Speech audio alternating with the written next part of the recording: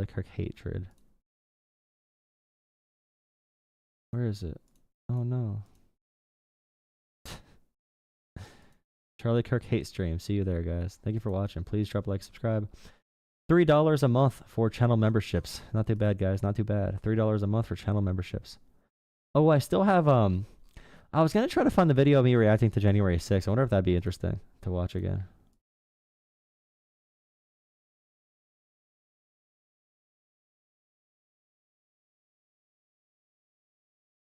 Wow, it's been forever. Okay, guys, go to the other stream. See you guys there. There are so many bots in these chats, bro. There's so many bots. Like, there were so many bots. They all say, like, said hi. Yeah, you see those people? You see the people that say, like, said hi. Kick now. Devin. You ever see those names? They said, like, they just say said hi, like their name. I'm just, like, pretty sure that's what's happening there. What he was talking about with ISIS? Wait, Taco, come on the stream real quick. Wait, go in the private chat on Discord if you want to. You could tell me quick. Are you on there? You're not on there right now. You're not on there right now. Well, how dare you not be ready the moment I ask you to be there? What the hell's wrong with you? Like, come on, dude. We're on the horizontal. No one's gonna watch this anyway. I'll probably do a YouTube Shorts as well. Okay, wait. Let me look really quick into my YouTube account because I think I do have. I think I do have a video of me reacting to January 6th, bro. It's gonna be really cringe though. Really cringe. We're gonna see it. Let's see. Content. Live. Is it like a live stream from... Can I do like... when it was from? How far back do I gotta go, bro? Okay, I have 50 live streams per page. 1 second, let me scroll back all the way in my YouTube history. I hope it's not gone. This is documented history of me predicting January 6th and watching it live with all my old viewers back in the day before I quit YouTube and restarted my channel. How are you guys doing? How are you guys doing, guys? I never get a chance to talk to you without all the trolls. Please drop a like. Perk 30 got me moving like an old Disney cartoon. That's cool. That's real cool. What's going on here? Live, the John Fetterman problem. Wow. Policy debate panel. Talking with Hans about Demon Mama drama. What the heck was I doing on YouTube? Bro, talking to Hans about Demon Mama drama? Bro. Like, come on, dude. That's actually insane. Not in YouTube chat talking to Resident about a child.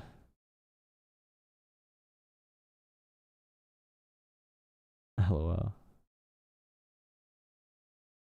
I don't see Taco in the private room. Where's my private room even at? I forget. Private chat?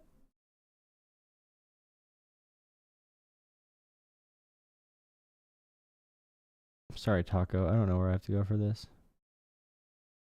I know I told you to come on there. Jimmy Dore bad. Political boy walks. Debating drugs. I was on debate panels. I forgot I did debate panels. Destiny versus Sam Seder debate breakdown. I had a lot of big streams. Holy crap, I had big streams back in the day. Wow. Talking about the end of my channel. Yeah, dude. Steven Crowder banned from YouTube. January 6th gotta be somewhere. Oh, here, we're getting close. Trump coup aftermath. That's crazy. Oh, here you go. Here, let's watch this really quick. I really want to see this really quick. I'm scared to see what's on here. Members seeking support of the objection. Okay, wait. Oh. This is some old history for me, dude.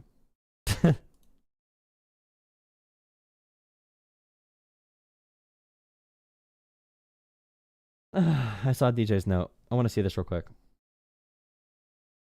Okay, this is... Let me fix this quick. This is funny. This is funny. So back in the day, before I quit my channel the first time, I was streaming pretty much every day. And my stream title here was Live, Trump leads March on Capitol. This is not good, from January 6, 4 years ago. And members seeking opposition to the objection, the chair represents... I forgot watching this actually progress. And then watching the... Dude, because it was like... Page. As we speak, They have kind of bad quality, but half of our they are voters right are up being there. conditioned by the outgoing president to believe that when his party loses an election, the results must not be legitimate. As we speak, the eyes of the world are on this chamber, questioning whether America is still the shining example of democracy, the shining city on the hill. Honestly, this is one of the things. It's a big deal because a big piece here is that it did not get worse. There's almost a reality in which you would hope that it got worse, you know? Because our systems are so stable that and so pampered to an extent where we avoided huge disaster. But it didn't let us really feel the impact of this day. Because this language, having this conversation is insane. This conversation only happens in degrading and like, not degrading, but like in nations that are falling apart and regressing, or authoritarian nations. The idea that we cannot accept the results of an election, just insane. Like, What message we send today? What message will we send today? and as they're talking in there, this is happening on the outside, as they're talking in the Capitol. And you think about this insurgent group led by the president, and they are outside trying to get to the lawmakers. Okay, they are outside. They think the election's stolen. Trump said their entire country's gone, and they're all going to die if they don't do this, if they don't stop it somehow, okay? And Trump didn't say, go do it, but he said, oh, well, if you don't do it, you're going to die. You got to find out how to do it. They're on the outside. They want to get to the lawmakers, all right? Some of them do have plans for actual sedition and actual attacks on the U.S. To our people, to the world that has so looked up to us, their true faith, This was a Black Lives Matter rally right and here, allegiance. or a the protest, same. whatever. They'd We be swore dead. that we took this obligation Good point, old Jolah. freely. Dude, if this was a Black Lives Matter protest, they'd be dead. Good point, Jolah, watching it live on January 6th. Without any mental reservation Look at that.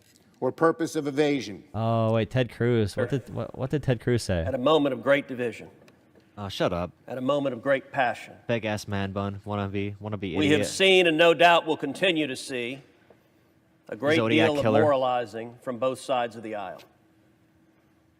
But I would urge to both sides perhaps a bit less certitude Oh, Dr. Dre, yeah, he had an and a aneurysm. bit more recognition When Dr. Dre had an aneurysm. that dude, we are back in the gathered at day. a time when democracy is in crisis. Dude, like, remember they all said this. Remember, this is before there was a full breach. Okay? This was before a full breach where they had to evacuate. And now all these same senators who were running away cowering in fear are like, it wasn't a big deal, bro. Because of Recent you? polling shows that Because of you. 39% Because of you. Good take, of Jolah. Americans Why does he look like believe the election that just occurred, quote, was rigged. You may not agree with that assessment, but it is nonetheless a reality for nearly half the country. that? Because of I you. would note it is not just Republicans who believe that. Yes, it is. 31% of independents agree with that statement. 1/3 Okay. of independence. 17% of Democrats believe the election was rigged, Oh, no. 17%? See even the if you polling do data. not share that conviction. It is the responsibility, I believe, of this office to acknowledge that is a profound threat to this country and to the legitimacy of any administrations that will come in the future. Yeah. Of our great former colleague John McCain. We have I first would like to say I Klobuchar. appreciate the Klobuchar. words of our leader, Senator Schumer, as well as Save the Senator day. McConnell's Save the call day, for a higher Kloby. calling. Let's January go. 6th is not typically a day of historical significance for our country. go. For centuries, this day is simply the day that we receive each state's Nah. certified electoral Okay. votes, and Normal it has speed. come and gone without much fanfare. In fact, this is only the third time Yeah, I know they knew it was happening, okay? They did not know they'd have to evacuate because they already would be evacuating, right? in 120 years that the Senate has Kill him, gathered Clobey, to let's debate go. Let's an go. objection, and as Senator Cruz well knows, Clob him. both times It's the clobbering. Clob him, yo, it's clobbering time. objections were resounding, Go. and as Senator Cruz well knows, Clob him. both times It's the clobbering objections time. were resoundingly defeated. The last time the vote was 74 to 1. Well, I'm confident now, baby. Why? Let's go. Because senators have long believed that they should not mess around with the will of the people. They True. have understood the words of our great former colleague John McCain from the state of Arizona, hear everything who she once says. said that nothing in life is more liberating than Why to am I fight sipping for for a Amy cause Klobuchar larger right than now? yourself. Oh, you tell him. In this case, my colleagues Oh, you our tell 'em. cause, Oh, and your despite hair our fair in a political blizzard. differences, is to Oh, your hair fair in a on these blizzard. specific facts as to why this Like, this is crazy. I'm sorry, this is insane. This should never be normal. None of this should ever be normal. And usually when this becomes normal, things only become like actually normal after a big boom, after a big societal like collapse almost. Like, society cannot be this chaotic and survive. election was sound and true in Mitch Arizona. McConnell, oh. Senator from Pennsylvania, Senator Toomey. Toomey. Senator Oh, from Pat Pennsylvania. Toomey, you slimy Thank you, Mr. bastard. President, and I intend later to What did I address call him? Know who we are 100 years from now. to what I think is the fundamental What did I And call everything him? about regard to Pat Pennsylvania. Toomey. For now, I'll like you for one day. You could be on my side for one day, but after this, just know I hate you and everything about you.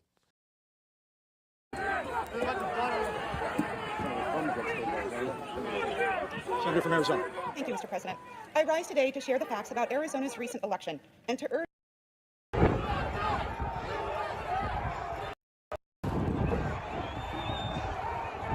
Bro, like, it's so crazy. No one cares about this. I was really thinking about how like this country is falling apart because if you look at polling over the Qatar plane, okay, the Qatar plane thing, the polling is like 26% don't know what's happening, 27% indifferent, and then like 25% are against it and think it's treason or whatever, and then another like 20% are happy with it. So like the people who are checking out right now are leading us down this road, and it's just like the people that don't care about this and don't watch politics that much, they were okay with this happening. I watched the speech with Trump. I don't know if I still have the speech or not, but I was watching the speech live. I don't know if I still have it because I predicted they were going to go down the road. I predicted all of that, and it's just like, and it creates a massive security God, concern full because fascist, you don't Trump know what people might authoritarian. have Mike Pence did not have the courage to do what should have been done to protect our country and our Constitution, giving states a chance to certify giving states a chance to certify a corrected set of facts, not the fraudulent or inaccurate ones, which they were asked to previously certify. USA demands the truth. January 6, 2:24 p.m., dude. Pushing brought for in the coup. with them and then left inside the building. and so, you know, this is Like, also as this is happening, Trump is stoking the flames more. Like BS. Like BS, dude, on everyone that said, oh, he said one peacefully. of those days where you have 535 members of Congress who are present. You know, this is Yeah, in, what in if some they ways, it's destroy like their a State of statues? the That'd be Union a- day. Election was, as he said, quote, rigged. And he said that is why he's engaging in this effort today. But we have to look at the origins of And every person there says their justification is because Trump told them to. They all believe Trump told them to do it. Oh, man. security masks guards on. and breaking fences. Some out of the House chamber. Yeah, Niels, I And, want to show video of tear gas in the Capitol. This is outside the House chamber. It's just crazy. This was just like chill, And she you just know? shook her head. It was just all chill. You know, I think like, right now who the cares, Capitol Police dude? do seem to be, bit by bit, trying to tackle goals, the first of which clearly was to get members of Congress and people inside the Capitol to safety. And it looks like Yeah. It's like, okay, well, that happened. Move on. Not a big deal. Who cares? I mean, it's just like, yeah, it's all memes anyway. Why would I care about simple memes, dude? Why would I care about memes? I don't know if I have the live stream of me reacting to the actual like January 6th event, because I did have that. I did definitely have that live, because I was saying like, oh crap, Trump is actually doing it. Like Trump is actually going to try a coup. And I was very confident about it, and then it actually happened, and I was shocked. I'm like, wow, Trump actually did it. He's doing the coup, brother. Trump is doing the coup. All the patriots. Opiates are scary. Oh, yeah? 1 second. Let me just find out. Let me just find this stuff. Okay, January 10th, January 20.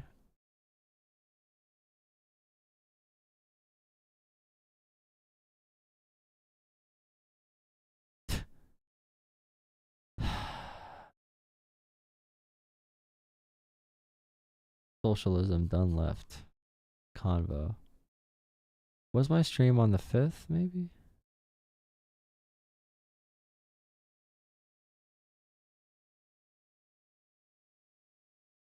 Like I said, I just watch like Star Trek, not the new modern remake where they How much did I believe him in arguments where he just kind of took a Twitter headline and ran with it? Like, oh, the entire globe is to the left. Or like... Okay. What was I gonna do again, guys? I'm sorry. I got into it January 6th, reminiscing. All the Patriots, guys. Are you a January 6th denier? All right, Charlie Kirk hatred. I'm actually getting kind of tired. I'm not gonna lie, guys. Getting kind of sleepy.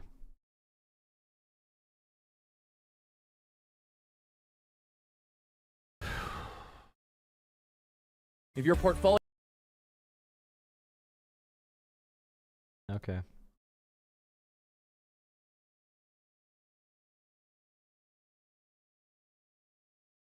Somebody's got to respond to Charlie Kirk. It's not gonna be me. Oh no. Yeah, dude. Charlie Kirk crushes Abrego Garcia illegal deportation Kirk, lie. it's really you, man. I've been following you since George Floyd, that whole thing went down. I want to preface my question by saying I voted for Donald Trump, but when students say that Donald Trump wants to rule like a fascist and then deports people like Abrego Garcia without due process, I wanted to ask you, how can you call yourself an American patriot when the Supreme Court ruled 9-0 that the deportation was unlawful and that they are ordered to facilitate his return and haven't? How can I call myself an American patriot? Because a MS-13 gang member, wife-beating, child-abusing foreign citizen was sent back to his country of origin? Pretty easily. That's what American patriots do. Second. Okay, so the claim was, all right, America, Trump illegally, and reinforced illegally by the Supreme Court, took this person with an illegal law and sent them to a torture camp in El Salvador, when if they wanted to deport him, it would have been pretty easy, honestly. But they decided to violate constitutional rights to illegally send this person to a torture camp. And their justification for not following the Constitution is, what Kirk just said, the rehearsed propagandist lines, the partisan hack lines, illegal wife beater, MS-13 gang. Hey, by the way, due process is a limit on government power. We do not want someone to be put to death for hearsay or an accusation or off Charlie Kirk calling them a terrorist with no evidence and no day in court. Our country is founded on habeas corpus. It's founded on, and by the way, Trump wants to suspend it for every person in America. But yeah, and Charlie Kirk's going to be emotional, like usual. Emotional, angry, emotional, yell, pound the table, because you don't have any facts. Secondly, the Supreme Court did not say that. They said 9-0 that there was an administrative error, that he could have been sent to any country except El Salvador. The fact was not that it was wrong that he was deported. It was just the fact that he was deported to the one country he could not be deported to. Finally, I don't understand the... It was on multiple bases. So, like, number one, under no circumstance were he to be sent to El Salvador. Okay, under no circumstance could he be sent there. And number two, he could not be sent to, let alone just deported there, but also sent to a torture camp in El Salvador, in a forced labor prison camp in El Salvador, right? So on two levels, it was very illegal. Acting like, oh, it's just an administrative error. That's a funny way to say that the ICE agents grabbed up a guy, did not check anything at all, and shipped him off to a torture dungeon, just like the gay barber, just like the tattoo artists, or is it the gay? I don't even know. There's a tattoo artist, there's the gay guy, there's the soccer player, there's a bunch of them that were here under legal asylum cases that were sent to this El Salvador super El Salvador super torture camp as well. Charlie Kirk knows he's lying here, by the way. Emphasis in the concern and the hyper-pathological fixation on why a foreign citizen who is a gang member gets all of the attention of the American left, while you, the American people, have been ignored by them over. It's not the person, it's the law. It's the Constitution. It's the person's rights. It's a fear that the government can make accusations and enact state power upon a human being in America without a day in court. Okay, that's the whole point here, is due process. Over the last 30 years. It's creepy and it's bizarre. There are a lot of criticisms to be made that we have been ignored, but at the end of the day, number one, the 14th Amendment grants due process. Wrong. Yes, it does. Not under the Alien Enemies Act. That's incorrect. Alien Enemies Act does not give you the same due process rights, number one. He can, okay. Number two, it was still... And again, the Supreme Court ruled Alien Enemies Act, deportations with no due process, to be unconstitutional multiple times. But the Trump admin says they could have loopholes where they say, hey, I'm right, and this is why I'm right. Therefore, it's legal. You can't just proclaim things to be legal, okay? It's not a dictatorship yet. It was still underway while that happened. Number two, the Supreme Court ruled in 2019 under the Expedited Removal Act that you do not get full due process rights if you're within 100 miles of the border or 14 days of entry. And then number three, do you think that point right there is not related to this conversation at all? that we should have 21 million trials for all the illegals that the Democrats let in? All right, so the trials for Alien Enemies Act, which is justified by an invading force by a foreign power trying to overtake parts of America intentionally in a concentrated fashion. Like, it's an actual invasion. It's a wartime measure. Okay, so like other times you can enact it as an actual world war, really bad world wars, civil wars, suspending habeas corpus. Those are different times, very different times. Now, in this conversation about immigrants in general versus Alien Enemies Act, if you're going to say this person's a gang member because they have a tattoo that has a bunny rabbit on it, and he's part of the bunny hoppers, which are they're bunny hoppers, and that means they hop the border with drugs because they hop a lot because they like bunnies. If we're going to say off this person's one tattoo, we know he's a terrorist, and therefore we're going to send him to a torture camp in El Salvador, why do we have a torture camp that we finance in El Salvador that we pay for? Weird. But yeah, for those things, you get an actual like high level of due process. For a typical deportation, that standard in immigration courts is very low. Okay, that's a much different standard because you're not deciding if someone's going to be sent to a torture camp, right? So it's going to be different. Immigration courts are much easier, much lower standard of due process. It's a completely different kind of court. 21 million illegals. God, dude. Oh, there's a lot of guns in America. Should we just suspend the Second Amendment? There's so many guns. How are we going to make sure we know where all the guns are? We should just avoid the Constitution. Let's rip apart. Let's tear apart the Constitution because it might be too hard. And by the way, it's not too hard. The numbers they say they lie about it. That's why they're sending 50,000 ICE agents to take down one college girl social worker because she said something. She said like pro-Palestine 15 years ago. So now the entire federal government needs to send their secret agents to detain her. There's a reason DHS and ICE needs to find all these dumb little side missions to go on because they lied about the numbers of immigrants, and also especially they lied about the numbers for the crime rate for immigrants. To take each point, number one, the Alien Enemies Act can only be invoked if there's, I believe, reason to suspect war, or if True. Yes, we've been invaded the last 4 years. So yes. Oh yeah, dude. Emotion. So Charlie Kirk believes that my emotions are fact. All right. I feel a certain way. I'm emotional. Therefore, my emotions are fact. You can't just say that. Yes, you can. A court has... Frente Aragua and MS-13 invaded this country the last 4 years. We have material proof to show that. What's your next point? Okay. No, actually, the intel reports had no proof to show that at all. They had to fire the people that gave the intel reports because they're fascists. Charlie Kirk just says shit, dude. He just says shit. This guy, by the way, he's killing it. This guy's killing it, okay? I will accept him as an actual conservative. But this guy's a cryptic fascist, theocratic nationalist. That has to be proven in a court of law. But my next point is... No, it does not.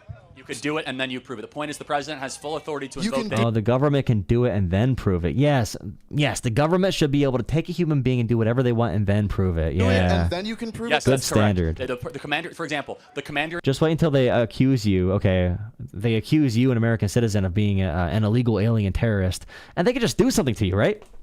Under that standard, they don't got to verify if you're a citizen. They don't got to verify if you did a crime. The feds can just say, "Hey, that guy, we don't like him. He looks like a terrorist. He has a funny hat, funny hair. He has a tattoo. It says mom on it. You know, some gang members have a mom tattoo. Therefore, we could do whatever we want." Imagine being so authoritarian and so anti-freedom that you say the government can do something to you and prove it later. Commander-in-Chief has unilateral war powers acts within 90 days to be able to defend the country of the Asian invasion or incursion or war. For example, the president doesn't have to go in front of a judge if all of a sudden he wants to defend ourselves against Saddam Hussein or whomever, North Korea attacking the country. The president is the commander-in-chief who can act unilaterally under Article 2 to defend our country against invasion. You don't have to go to a court first to get permission to act as commander-in-chief. That's insane. Okay. I'm not sure if that's true, but I'll take that for the case. Of course it's true, For man. the case of argument. The Supreme Court still ruled that they have to facilitate his return. They have not. Why haven't they? They asked. It's El Salvador. They said no. Is the is the insurgent military force? Are they all the college students that write op-eds about Israel? Is that the invasion, the insurgent invasion? How many of these gang members can they find? Why are they getting people wrong so often? The DOJ actually said they found one of the leaders of a gang a few weeks ago, and they dropped the case completely. Whenever MAGA goes to court, they fall apart because they don't have any facts. That's why MAGA avoids courts at all costs. They need to run away from courts. The Supreme Court says they have to They facilitate. don't control El Salvador. I'm sorry, they don't control El Salvador. So we can send people to El Salvador, but we can't bring them back? Yes, we don't control El Salvador. But it's not our country. So we can take an American citizen there, and it's their country, so we can't tell them what to do anymore. Yeah, sure. But we can pay them millions of dollars, millions of taxpayer dollars, to hold people. But we cannot control them. Although it's a contractual relationship that we pay them. Interesting. send people there? You mean, wait, hold on. You mean we sent an El Salvadorian back to El Salvador? And again, that's not what we did. They took a person. They said, this is a terrorist, and we're going to send them to the super camp. Because they sent many people that were not from El Salvador to this camp. It's the law. Wrong. It was an administrative error. It was not. Wrong, yes. Oh, dude, Charlie Kirk is so well rehearsed. I want to know who taught him. What a good boy. Aw, good boy. Give him a little pet. You know, all the talking points. The oil barons that fund him. Good job, guys. You taught him well. Not against the law. It's not against the there law. was a 2019 court ruling under David M. Jones that he has a withholding of. They could go to any country except El Salvador. We acknowledge it was the one country he should not have been sent to. It was not an illegal deportation. The judge said. Yeah, it was illegal as well.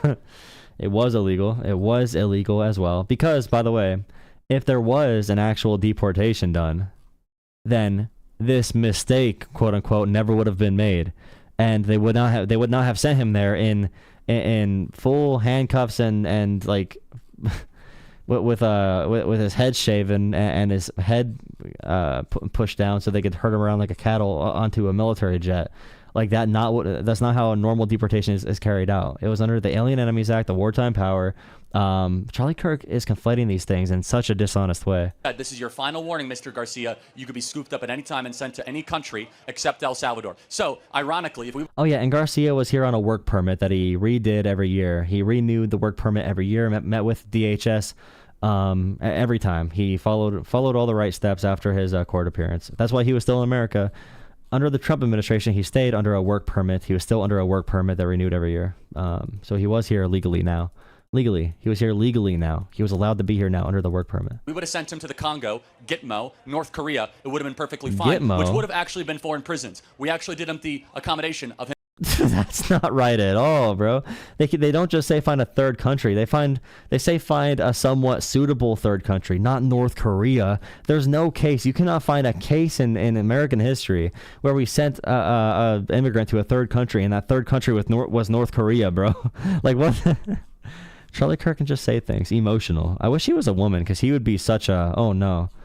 Like he'd have all the stereotypical feminine like wah traits. Holy crap. Women are strong. Charlie Kirk is not.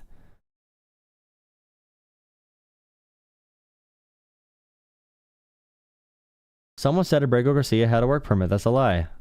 Hey, idiot. He was part of a union. He was a sheet metal apprentice. He was on a work permit, you disgusting scum. Google something, you idiot. If you could type in chat, you can Google.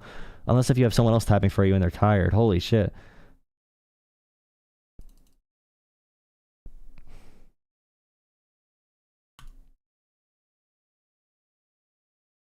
All right, another video for the YouTubes.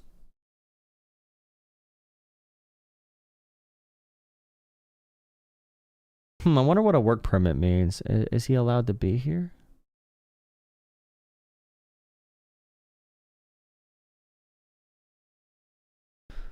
I want to see Peace go debate Charlie Kirk. Charlie Kirk.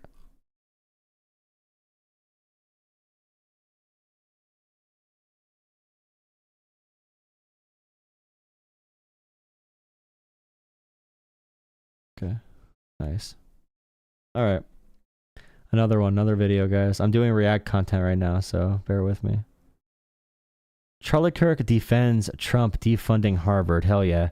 All the funding from Harvard that was revoked by Trump was for STEM research, and Harvard does a lot of really good research, especially with like cancer, robotics, and a bunch of other different things. But conservatives, if they hear Harvard gets money from the federal government, they think that Harvard uses that money for pronoun labs and pronoun class, where they get together and they talk about pronouns. They talk about the history of pronouns, and they also make new pronouns. So Harvard only uses federal funds to produce pronouns, of course.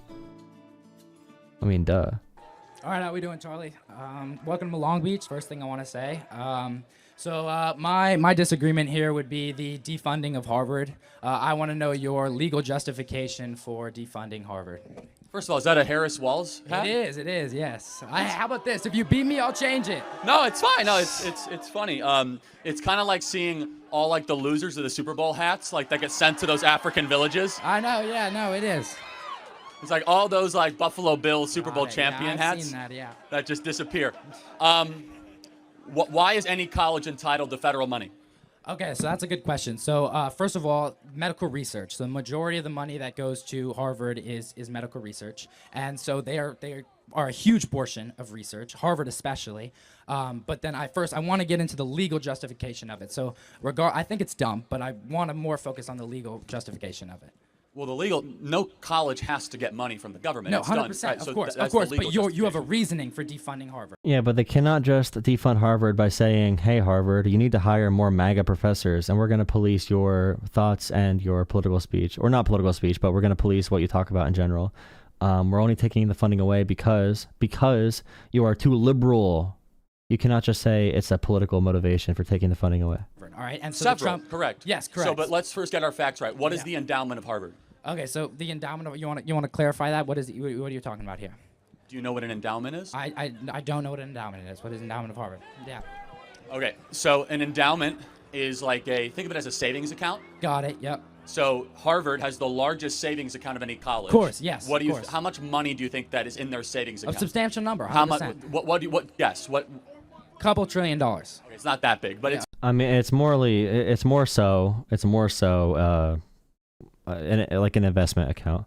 And there's restrictions on how you use the fund, and some people donate to the endowment with certain stipulations. Harvard has a nonprofit status right now, and they want to take away Harvard's nonprofit status for political reasons as well. And that's probably the biggest debate. The nonprofit status being taken away from colleges would cripple pretty much every college, even if they don't really use federal funding. It's 55. It's not that big. Okay. They're not a country, but it's $55 billion. 100%. Yeah. Okay. Let's see. Harvard finds a typical rule. You can only spend 5% of the endowment every year to fund financial aid, faculty salaries, and research facilities. So even the endowment funds those. Giant investment funds. Yeah, it's just like if Harvard had to operate off that alone, they would not be able to continue the research that we pay them to do. We pay Harvard to use their top-of-the-line researchers to do research for the American people and for our government. So, like, it's just stupid to talk about the endowment. The only purpose of this is to kill colleges, because they hate colleges, because at colleges you learn things.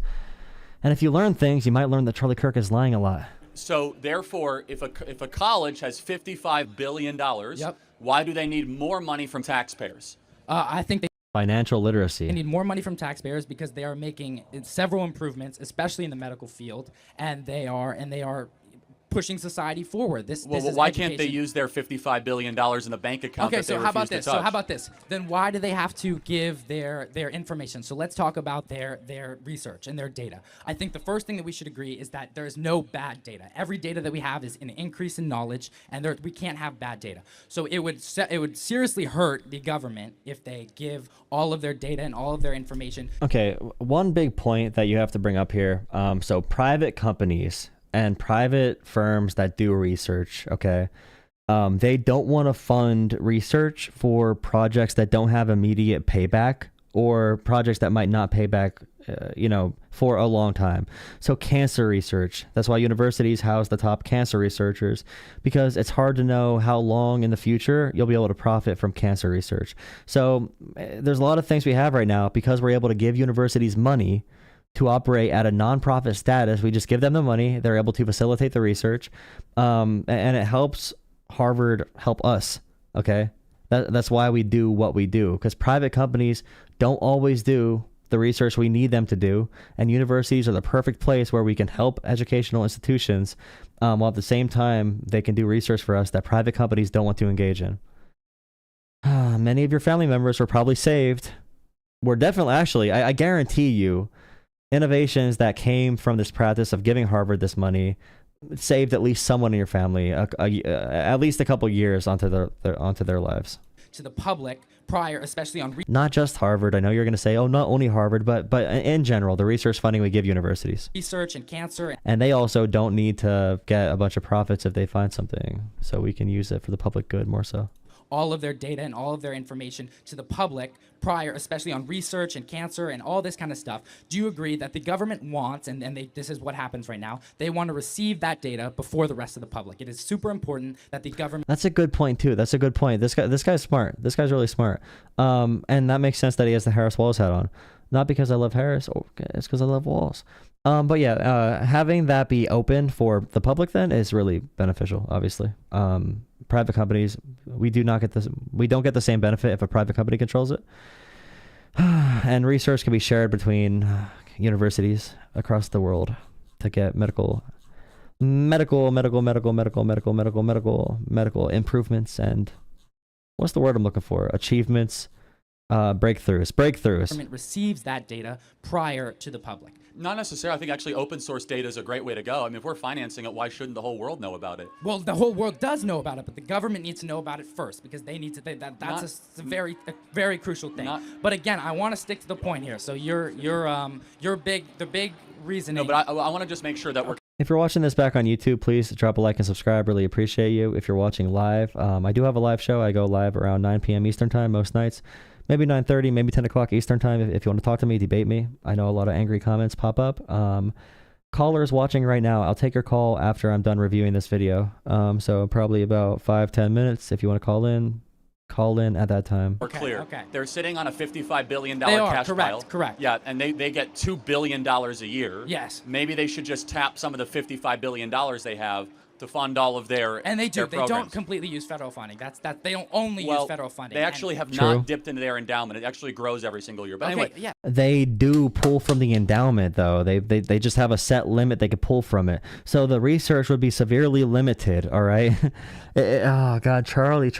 I'm happy this guy's smart. He knows it. back He to knows illegal it. justification. Okay. Harvard is in blatant violation of federal law. Okay, but federal law. So I'm assuming you're referring to the Civil Rights Act of 1964. Well, yeah, because it's the Student for Fair Admissions Supreme Court case, which Yes. I'm sure you're familiar Yes, with. of course. Right? They are in direct violation of accommodating Black and Hispanic students at the expense of white and Asian students, and they continue to push forward affirmative action, acceptance, and hiring practices, which is in defiance of the Supreme Court, breaking federal law. And when you break federal law, you should not get federal money. Pretty Okay, simple. but the Trump administration has said that the Civil Rights Act of 1964 and anti-Semitic practices have been the reason for the defunding of Harvard.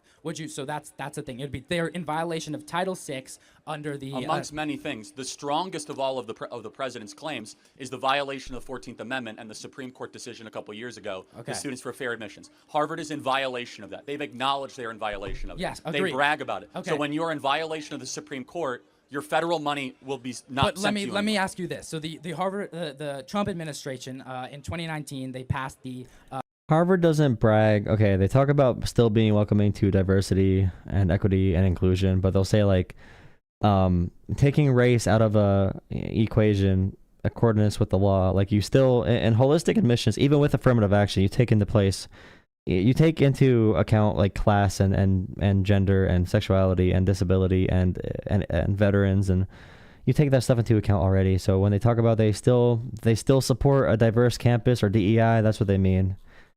They're not violating the law. There's not evidence that they are still like that they're violating that law they're talking about. Executive decision to add religion to Title VI of the Civil Rights Act of 1964. So in 1964, would you agree that religion was not at all included in Title VI? And so my first question is, because it wasn't explicitly included in Title VI, but it was explicitly included in Title VII, how can the executive office interpret this as to wanting to include religion? It has nothing to do with. We're talking past each other. No, right? it absolutely the core does. complaint is the violation of the DEI. Yes, the DEI. Oh, not at all. There were so many things Trump said that were complete BS. They wanted quotas for MAGA teachers. Why are there no right-wing teachers teaching sociology, guys? I don't understand it. Is it because they don't believe it? Don't believe sociology exists? What would conservative sociology look like, by the way? What would that? I don't think I want to know. By the way, if you're watching this on YouTube or stream, I have a Discord. We're trying to get more people in the Discords. We have conversations all the time in Discord, different debates, different chats. We want to grow Discord as much as possible. My Discord is in my description. The Jolah YT Discord, okay? In my video descriptions and my stream descriptions, please join Discord. I hop like my pancakes. I hop pancakes. I hop in the Discord every now and then, pretty much after every stream. So please join Discord if you have the chance. As an admission. Right, no, but I mean, rights, so you asked what is the legal justification? Very simple. When you defy the Supreme Court, you no longer get money.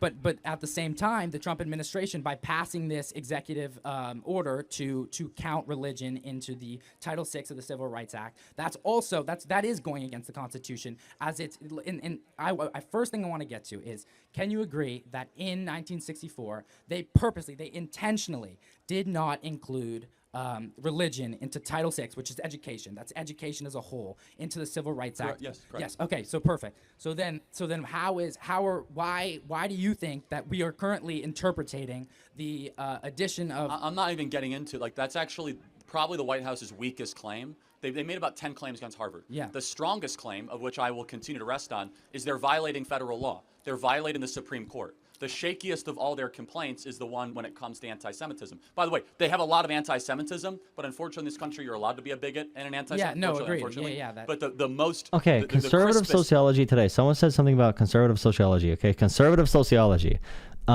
Maybe real conservatism, but the current conservatism is not real conservatism. This is like neo-fascist national... Christian nationalism. This is not conservatism. I know there's some conservative takes on sociology, but I mean, in general, you're going to disagree with it if you're a conservative, because if you're a conservative and you think like everything is like, free market, if you have a lot of money, you worked for it, like all that stuff is destroyed by sociology. The idea that those who are privileged deserve it or they worked for it, like that kind of stuff, or like the backgrounds people come from mattering. Conservatives just don't care that much about those things on a general basis in America today. I mean, I know some conservatives that do, but it's really hard to have that conversation. Neoconservatism equal whites only, LOL. Please drop a like, subscribe. Another Charlie Kirk reaction for the YouTube. Yay. Unexpected. Thank you for joining the Discord. I'm struggling right now. Is someone trying to call in? Might not that. This one.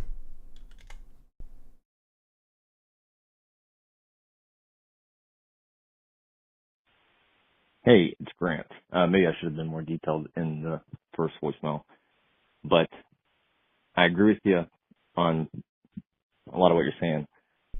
But I would say that Trump doesn't hate America, mainly indifferent, and using America as a vehicle mainly to further his self-interest. But would also make the distinction that Harvard is a private university. But with that being said, I would like to go on further with that. So I missed the call earlier. Give me a call back.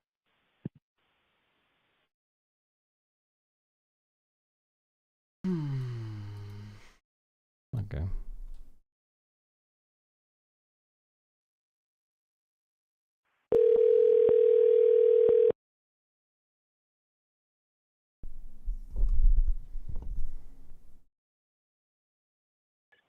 Hello. Hi, this is the YouTube politics thing. Calling back. What's up? Yeah. Hey, how's it going? Going good. How are you? Yeah, I'm doing all right. No, but like I said, voicemail, I pretty much agree with what you're saying. But Harvard, again, being a private university, I'm not agreeing with using political litmus tests to withhold federal funding. But I mean, we can definitely make the argument that Harvard definitely has enough money on its own to be able to fund itself. I mean, they have enough money to fund themselves, but just not to do the advanced research that we have set up with them. So, like, they'd have to cut down, like, a lot of faculty, a lot of projects that would benefit America. So that's a pretty big concern. Oh, no, again, I'm with you. I would not, I think that it's a boneheaded decision to do that. Oh, yeah, but that could be the opposite argument, that too. Retaliation. Like, Harvard can survive, but we're taking all the utility from the funding out of Harvard. They'll be fine. The only thing that would kill Harvard is if they got their nonprofit status taken away. But then all colleges in America are basically dead at that point. Yeah, no, I agree. Yeah, I guess it would be better if I disagreed with you on anything. But Are you a liberal, conservative? What are you? I would say center left. Actually have a doctorate in political science. A doctorate? Yeah. That's a lot of years studying politics. How did you survive that? It's just perseverance more than anything. Well, I have my public policy masters. Can we talk about something with poli-sci? I don't know. Well, I'm trying to think about what's going on with the news, and maybe one area I could give Trump some credit, because there's not many, few and far between, but at least giving Syria a chance by removing sanctions. I'm optimistic about that. Yeah, I agree. The cause is bad because of Trump building a hotel there, but I do see like France extending a branch as well. I do agree with that. Even with the conversations about like El Salvador, because they always say like, oh, Bukele made things so much better, let's bring that to America. Like, no, do not bring that to America. But sometimes having like some type of authoritarian government in place that could be, these are really loaded terms, obviously, but to be somewhat responsible to start building some type of concrete infrastructure in these locations, like it is something I think it's worth encouraging. It could be better than the other options. Yeah, no, I agree. And I was looking at some of the comments, but I think it's funny that there's this assumption, right? Education, everybody's liberal. And again, I'm center left, but one of the problems I had with academia is the fact that there is a lot of, I think there's a great lack of intellectual diversity, and they did a good job promoting diversity everywhere else, but they let themselves get into this ability to let groupthink just run rampant. And, if you don't have anybody in the room challenging ideas, that's not necessarily healthy. No, I agree with that on one basis, and I disagree on another. So I agree that I'm in left and liberal spaces, and there is really a tone of like we don't like white men, and that's not only jokes, but just like in general, there's too many white men. White men talk all the time. White men speak up too much. Let other people speak. Which actually I can agree with that in some senses. I actually do agree with that in a lot of areas, but I don't agree with that in like interpersonal settings, or it's not something you say. Like maybe you need more diverse voices, but you don't like section out groups of people and make them feel like the other. And I have felt that, or just like TPUSA on campuses, there have been a lot of lawsuits that are probably anti-free speech, or at least students advocating for policies to block TPUSA, like Charlie Kirk's organization on campus, which is definitely anti-freedom of speech. And there hasn't really been, from the Democrats at least, a response to TPUSA, but that's really on the Democrats for not having that. Banning TPUSA was never going to work. But with academia in general, I'm guessing you would agree though. Like sociology or any of these, like, or socioeconomics, many conservatives and their ideology, they're just not able to have any compatibility with these different, these different disciplines. Yeah, no. So there is some truth to the idea that, and remind me to go back to the terms like Latinx and stuff like that. But well, actually, let me get on the term stuff like Latinx. So I think that liberals, again, being in that bubble, they developed terms, and they kind of became a caricature of themselves, and they passed down these terms. And if you ask the majority of Hispanic Americans, Latinx, they never heard of it. So America gets this picture that these elites at these universities are giving them new language. And God forbid they don't use the right term, even if it's out of true ignorance, because they'll be labeled a bigot. So that did not help out Democrats, and it doesn't help out academia. But let me say this really quick. Really sorry, quick to frame this conversation, because I usually have like debates on here. I don't care about my viewership right now, because I actually I think this could be a really good conversation about this stuff, because this is one of my biggest gripes with even the way college kids are coming out, and their advocacy can be ruined, can be absolutely torn apart by this. And I work in groups where, you know, these terms are very used, and even like just BIPOC and land acknowledgements, and every time you meet someone, we have to say our pronouns, which I think it's completely fine to do that in a way, but you can just ask everyone to share something, or like share what they want to share about themselves. You don't need to ask pronouns for every single person, because not everyone wants to do that. Not a lot of trans people don't want to announce their pronouns every second they go into a new icebreaker room. But I would say that I do think it is a very loud group of people that that is the part of the world they can control. And consultants, it is an easy out for these organizations and campuses if they let these terms run wild, if they let these neo pronouns, and like I've met people that change their pronouns every day, like literally based on their feelings, and it's like, no, that's literally just like, that's not how that's supposed to work. That's kind of degrading to, like, you know, that's kind of hurting trans causes, to be honest, and they're trans, but like you change your pronoun every day based on how you're feeling that day, like that's not good. But it's a very cheap trade-off. Because these organizations, like after 2020, like 90% of Fortune 500 CEOs are still going to be straight white men. Most college presidents are still going to be straight white men. So instead of doing the big changes, like the consulting groups are very good to take away their responsibility from having to actually look into the real issues with like class and racial divides. No, I mean, again, I don't know how, again, unless you institute a quota system, I don't know how you would get rapid change that, again, many people on the left would be happy with. And again, it's one of the criticisms I have of people on the left today is that they want change immediately, in addition to demanding a purity test, litmus test. The fact that we don't have really any pro-life Democrats anymore, that's problematic. That's again, really hard. That echoes our political polarization. But a Democrat, again, if you're a Democrat who votes with you on every issue except abortion is a lot better than a Republican. And the idea of, we can talk about David Hogg, the idea of trying to challenge in primaries these Democrats who are more mainstream with a progressive candidate who might lose in the general election, to me is not a good idea if you're a Democrat.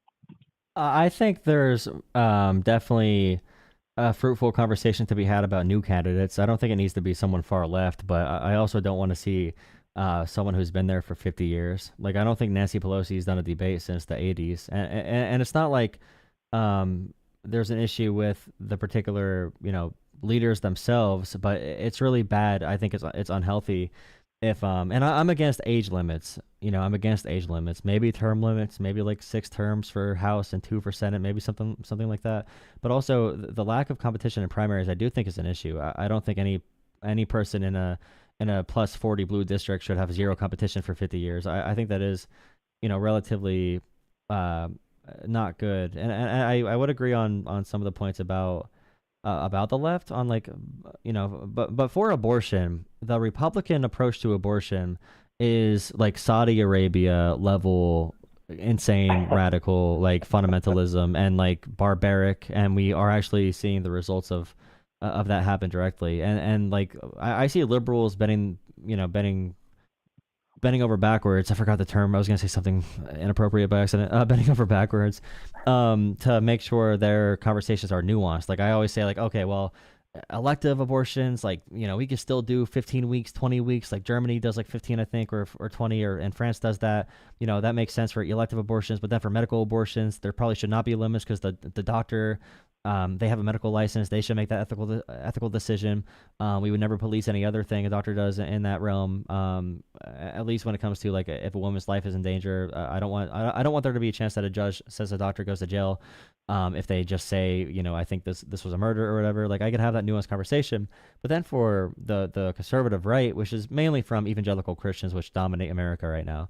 Like all of America are dominated by evangelical Christians and Christian nationalists with this administration. Their position is the radical, like, hey, dude, like if you're a woman and you want to get rid of it, you got to have a C-section when you're like, you got to get it cut out. You have to let it, even if you might die, you got to make sure the child is coming out. It's a child at, like once the egg kisses the sperm, it's a living child. And if you abort that, you are going to jail for life. It's like, I just feel like it's hard as well because I don't think I think the left wants to come to the middle more than the right does, but I don't think the right has any intention to, and the right gaslights like they do, but they don't actually. And then like the far left dominates the loud conversations, and they don't have much wiggle room with like the conservative. I'm trying to tie this together a little bit. Like the culturally moderate male that I'd be able to talk to, most of the left would want to just call them like an evil man. Like the progressive organizing left needs to work on the language they use for these environments. Exactly. And I think that the Democrats did a good job of pushing those types of voters to the Republican Party because they looked at the Democratic Party and said, well, that's not a party for me. They don't even want me. And that's problematic. But on the abortion issue, it's funny that after Roe v. Wade, it wasn't clear which party was going to be the pro-choice party. The Southern Baptist Convention up until the 80s, and their platform every year they put in their language that was supportive of abortion. And then you fast forward to today, and like you said, these hardliners don't want women to even be able to have an abortion if they're raped. I mean, you really can't get much more extreme than that. You talk about controlling a woman's body. I mean, to me, that's the best, well, actually the worst example of doing that. Yeah, they have an obsession with the death penalty as well, which is another thing barbaric countries typically do. Kristi Noem is pitching a TV show where they make immigrants compete with each other for citizenship. So we're inching closer to the Hunger Games, which I kind of predicted. Is that real? Because I don't know it's a real story. What's not anymore. It's a real story by a pretty reputable journalist, and I would not be surprised. I said before, the way they talk about immigrants. If you call someone an illegal alien, they really do think you could treat them like dogs or animals. Like it is an otherizing term. That's really. I never really listened to the left when they said like, abolish ICE or at least like reform ICE or like the idea that calling someone an illegal alien. I knew that was bad. Like it was bad. Or like when they said no person, like that's terrible. I think to call someone an alien, like that dated language is terrible for a reason. But also when they said no person is illegal, you can do something illegal, but that person is not illegal. And the Republican right now, when they talk about these cases in El Salvador, especially the ones where it's like there's zero wiggle room, like the gay guy, the professional soccer player, the 19-year-old kid they took on accident, like these people we know came from Venezuela after being going through electric shock therapy, and they were coming to America through the proper legal ports of entry to seek like legal asylum, like doing all the proper steps according to U.S. law. And we just picked them up and shipped them to El Salvador. And the White House laughs about it. Like that level of barbarism, it literally is like if you call something illegal, they're illegals. Like first off, if you're an immigrant, then you're an illegal. If you're an illegal, you're violent. If you're an illegal and you're violent, then you're a gang member. If you're illegal, if you're in America, you're an immigrant, illegal, violent gang member, then you're also a terrorist. And if you're a terrorist, now you're foreign policy. So you're outside the whims of courts because now it's a foreign policy issue. And they call every single immigrant illegal, and they call every single illegal immigrant a gang member, and they call every single immigrant at that point a terrorist. It's just a really bad place to go to when it comes to rights. And the Supreme Court and Trump are fighting right now, and Trump is saying the Supreme Court is hijacked by radical leftists. So yeah, no, and I know the Republican Party though they're good at playing politics. The gentleman they deported that set off all the concern, and then they started arresting actual American citizens, but they deported him and they're not doing anything to facilitate his return. So they're defying court order. And if you defend the rule of law, then you're in the position of you support terrorists or you support gang members. So again, it's a brilliant political play. It's obviously not the accurate narrative. It's not the truth. But just politically speaking, it's not a bad strategy. Yeah, Now, I mean, will it lead is to a fascism, constitutional though. crisis? Possibly. That's what fascism's good at. They're good at making everything wartime so they can justify national emergency. They can justify overturning the constitutional checks on power. That's how they all do it. That's how the Enabling Act and that's how all this stuff happened historically for dictatorships. Everything's a war. We're in constant states of war because you need war to justify drastic executive overreach. I mean, I know you know that, obviously, being Mr. Doctorate in Political Science. That's a useful. Okay, what's the best job you can get? I don't make my students do that. But yeah, a job where they pay you to Okay, you're read and a write professor? and teach. Yeah. Awesome. What kind of? I do have a minor question. What kind of classes? I know there's some classes you can teach. I don't know if it's some for community colleges and stuff, like intro level courses with a master's. Do you know how that works? Yeah, no. Most community colleges, you can actually get the title professor if you stay there long enough. But yeah, you can certainly go there as a lecturer or just as an instructor and be full time. Cool. Yeah, I was gonna look into that. Really interesting how that's all run. Oh, actually, I have one interesting story to tell. Really quick on this line, I guess. So I was in a class for I did like a +1 year, so I did 4 years political science. I did a +1 because my last year I did like combination courses that had my master's as well. I did an internship that counted towards my master's. And then my final year, I was in a class. We were debating. It was actually, I think, my final year. My final year was when Roe v. Wade was overturned, or at least when they were talking about the arguments for it. And we were having a class discussion where we split into like one group and one group pro-life, one group pro-choice, or I mean, in the framing of Roe v. Wade, obviously. And that's a dangerous. And I talked with my advisor for my like master's thesis, which was the professor for that class, about it after, and he's like, yeah, it's a risky one to do because obviously it's a very touchy topic. And it's crazy. I was just saying things that Republican Congress people say in that discussion, like in this debate, and the next class I go there, everyone's silent. All right, professor's silent. Apparently, one of the people in the class called the academic dean on me because I was being offensive. I'm like, I was literally quoting Ted Cruz, and they were offended about it, and I didn't know at all. Like, I did not know they were offended at all. They go to the academic dean and try to get me in trouble for it, and I know, and it's just such a weird thing to think about, being in a class assignment, just like replicating modern politics, and having someone be very sensitive and offended to that point, and it's just like that in my mind, I can't say this in any setting, but that kind of stuff should be unacceptable. In my opinion, unless if there's like a huge overreach of like something you say, but if I don't know, Oh, no, but if you say like you're baby killers, like congressmen say that, or but in this context of a classroom, I guess I definitely should have adulterated my language more and not really just said what the Congress people said. But also, it's like if you're going for a master's and you're like in your final course, I feel like you should be ready for, I don't know, a little bit more abstract or tough conversations there. No, I agree, and I think it's always the instructor's role to nurture free thought and not necessarily try to shield students from bad viewpoints. I mean, you're there to teach them how to counter a viewpoint I don't believe in, and they knew Exactly. I don't. They knew I'm. Yeah, it's just crazy because they know I'm very vocal, obviously. So like they knew. Yeah, and if you can't have those conversations in a college classroom, there's really another place you're going to have them. But I've got to run, but they really enjoy the conversation, and I'll stay tuned in. Yeah, I appreciate the call. Have a great night, man. All right, you too. See ya. Oh, what a good conversation. Oh man, I never talked to a smart lib before.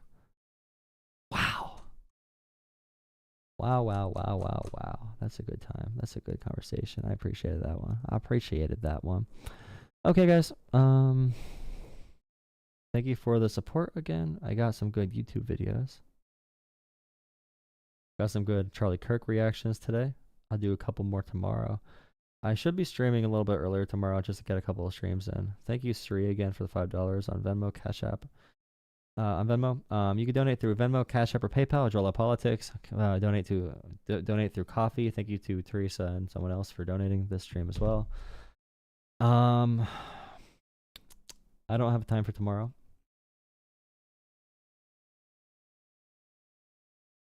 Yeah, that's a fun conversation for me. I enjoy that.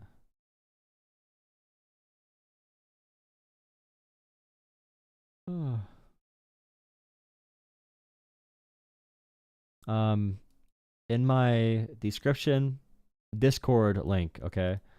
In my video descriptions, in my stream descriptions, Discord links. Aight? Thank you. Here's the Discord link again. Someone said, look at the small numbers. I had 300 viewers earlier before I killed my streams, buddy. And also, who cares? I'm a full-time Charlie Kirk reactor. I don't have any other wants in life or desires. So like, I have a hernia. I have a hernia. And you know, my life is Charlie Kirk reactions now. Preston, is that guy on my Discord? Preston M in the Discord. Are you gonna debate DJ tonight? You're at the border for starters. The border is my least favorite topic, dude. No one knows shit about the border, bro. Like I promise you, every Trump supporter I know that voted in Pennsylvania for the borders have not ever met an immigrant, dude. Other than if they were working on their construction site. All right, guys. Thank you for watching. Drop a like, subscribe, comment, donate, join Discord. Please join Discord. Okay, we need more people in Discord. Please join Discord. Please join Discord. Okay, guys. Have a great night. See you tomorrow. Thank you guys for watching. Thank you guys. Thank you guys. Thank you guys. Thank you. Have a good night. See you in Discord. I'm going in Discord right now. Thank you again.